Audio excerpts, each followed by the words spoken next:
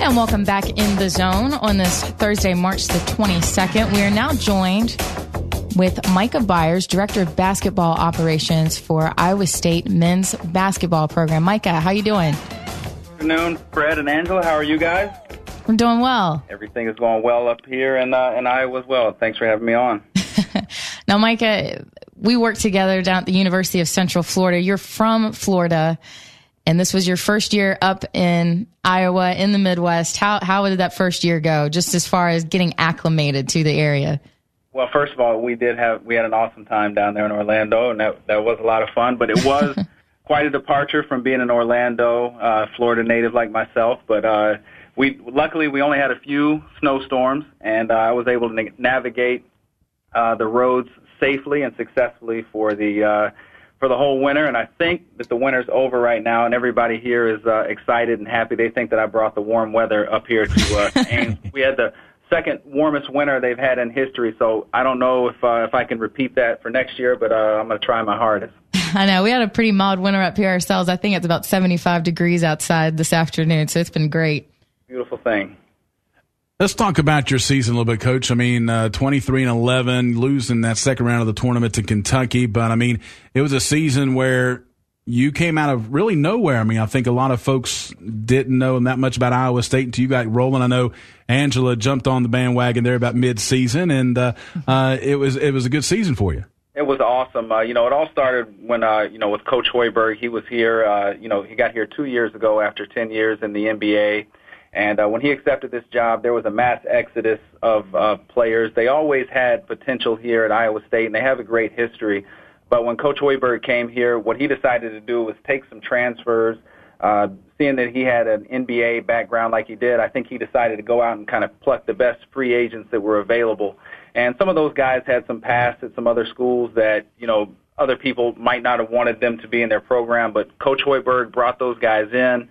It was a hodgepodge group of guys, and we didn't have a lot of notoriety at the beginning of the season. And when we walked our group out there for the first time, and we had a starter that was from Minnesota, and a starter that was at Penn State, and a starter that was at Michigan State and Marquette. Previously, it was a unique group, just because everybody had a little bit of different expectations as to what they did at their previous school, but they really came together well for us this year. And we also were aided by a trip to Italy over the summer, and that helped our guys come together. And in the year that they sat out redshirting, but it was awesome. We had a great year in the great regular season, defeating Iowa here, which is a big deal rivalry-wise, and then to go into the conference season and compete in the Big 12 and finish in third place this year. It was great. It was a great feeling to go from last place to third place in our league.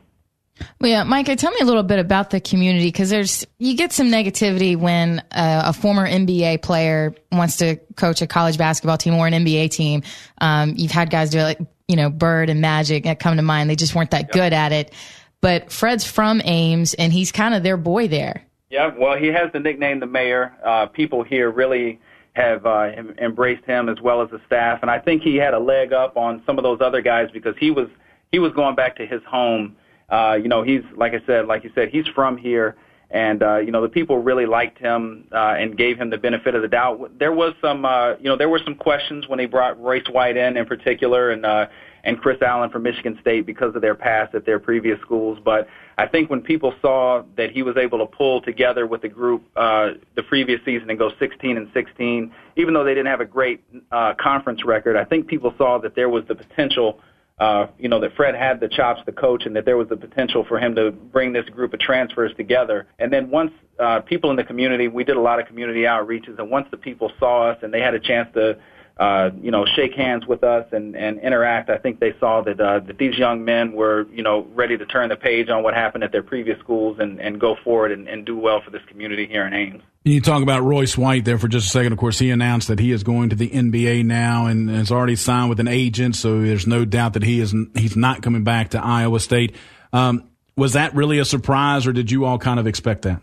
Well, we knew the type of season that Royce was having, that there was the potential, but, I'll say this, and Angela can attest to this, Fred, you might know as well, that some people are built for the college game and some people are built to be professionals. Royce has the the skill set to be a pro basketball player. And I say that because with the way that people can guard you in the college level with the zones, even though there are zones at the next level, but the way they can kind of pack it in, and with the three-point line being at the distance that it is in the professional game, there's definitely more space. And with Royce's unique ability at his size to handle the basketball and just play at such a high level, leading us in points, assists, rebounds, blocks, all of those major categories. I mean, it was kind of a foregone conclusion about midway through the season, in my mind. Not that Royce never brought that up. He's a respectful young man, but it started to become apparent as the season went on that this was going to be his only season. Especially, he's got a child and a young girlfriend here, and I think they were ready to start their family and move on to the next step. If there's a such thing, he's a mature 20-year-old, but he was ready to make that step. Well, yeah, I mean, I look at his stats. He shot 71% from the field in those two NCAA tournament games, was averaging 19 points and 11 rebounds in those two games against UConn and Kentucky. And if anybody watched that most recent game against Kentucky, I mean, Royce, he was a 6'8" guard out there, and he ran the floor as far as Iowa State's offense went against Kentucky. We've all been on job interviews before, but Royce had his job interview in front of millions of people there. A lot of folks hadn't had a chance to see the Cyclones play because we're tucked up here in the Big 12 network, and it's we broadcast regionally, but to be on national television, the first game against UConn, the defending national champions, and they have two potential, maybe three first-rounder lottery picks, but for Royce to play the way that he did against consensus number one player in the country, and then Kentucky against the consensus or the number one overall seed in the NCAA tournament, Royce had a heck of a job interview for all the people in the NBA and then potential overseas suitors as well. So he did a great job, and we wish him the best, and we know that he's going to succeed and do well in life and in basketball. Mm-hmm. So tell me about the program now. I know there's a lot of coaches that are out on the road recruiting and stuff right now. Fred's shaking his head. Yeah, that's what I want to know about too. Are there a lot of spots to fill right now on the team? Right now for us, we also, and this will probably be one of the last times we do this, but we did have two other young men sitting out this year.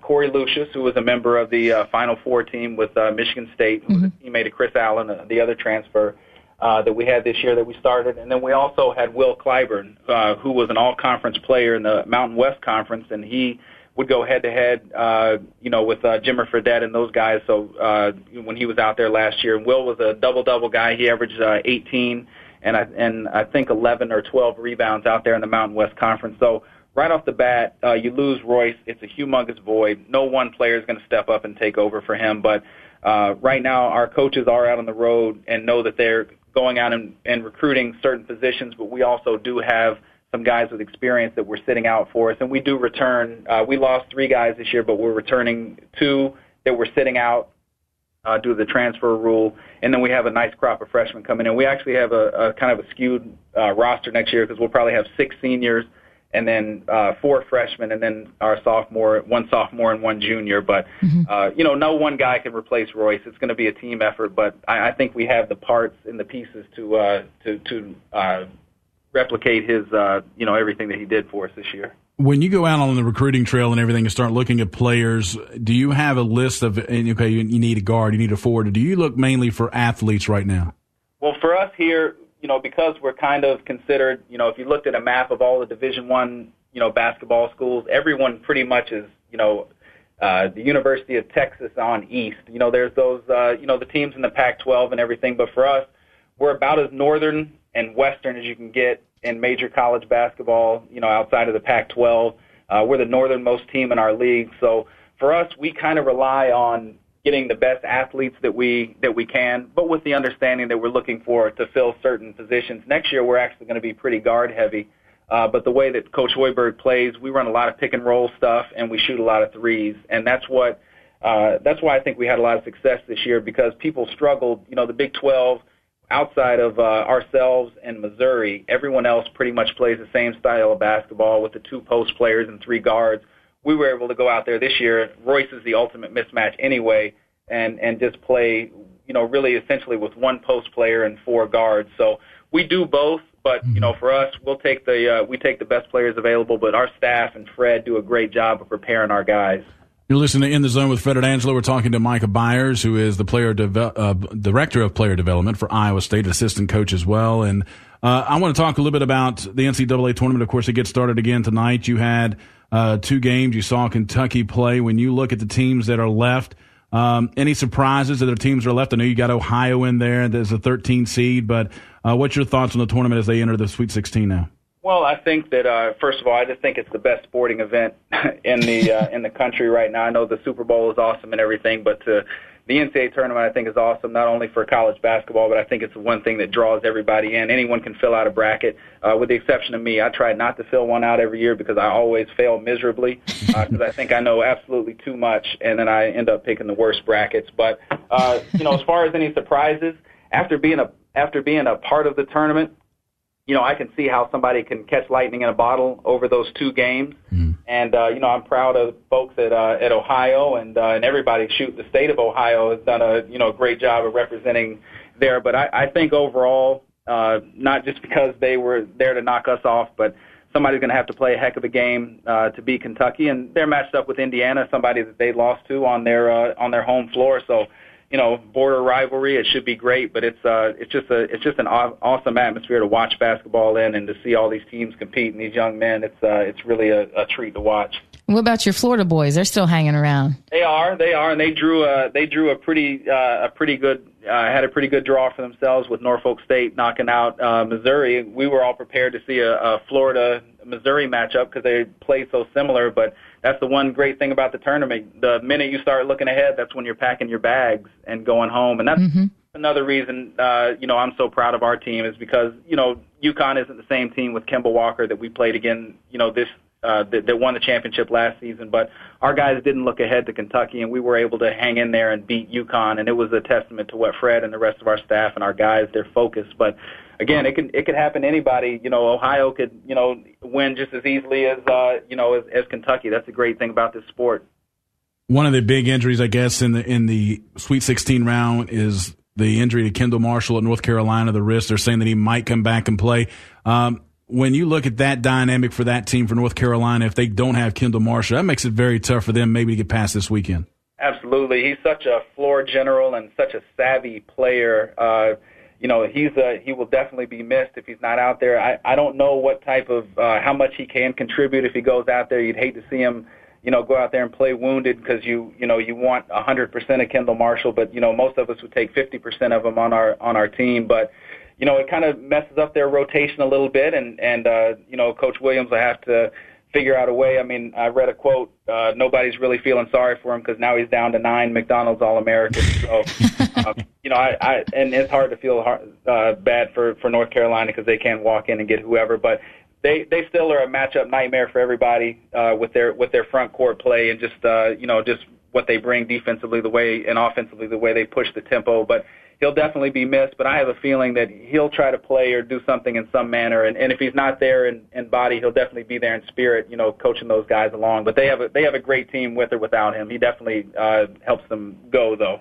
Before we let you go, I want to get your thoughts on next year coming up with the Big 12, and you've got West Virginia coming into the Big 12 conference, and there's a chance you make the trip over to Morgantown. What's your thoughts about the Mountaineers coming into the Big 12? Well, we're excited to have them in as members, but I'm not excited to go there and play because I've seen how difficult the environment can be, and Angela can attest to this. And I'd been to Huntington 5 times as an opponent, and I walked out of there with we won 1 time, so I know how difficult and passionate the fans are in West Virginia. But I think it's great for our league. I think TCU is an awesome addition as well. But I think it really ties our league up and makes us very competitive, along with Kansas and the rest of the folks that are still here in Texas and Oklahoma. So it's going to be a great league, and we're looking forward to having West Virginia as well as TCU in the league. And we will be there next year because we play a double round robin. So I get to make my first trip there. Oh wow. Yeah. Morgantown, what is that, 2.5 hours for us? Yeah, so we'll definitely be over there to watch that game. Yeah. I'll need some passes, Micah. Definitely. Well, hey, Micah, we appreciate you coming on and talking with us about the Cyclones. Like I told you yesterday when I talked to you, I've been following you guys since about January? Beginning of January. I was like, Fred, these guys, I was like, they can ball. They're fun to watch. Well, thank you guys for having me on. I really appreciate it, and good luck with the show. It's awesome, and I look forward to following you guys.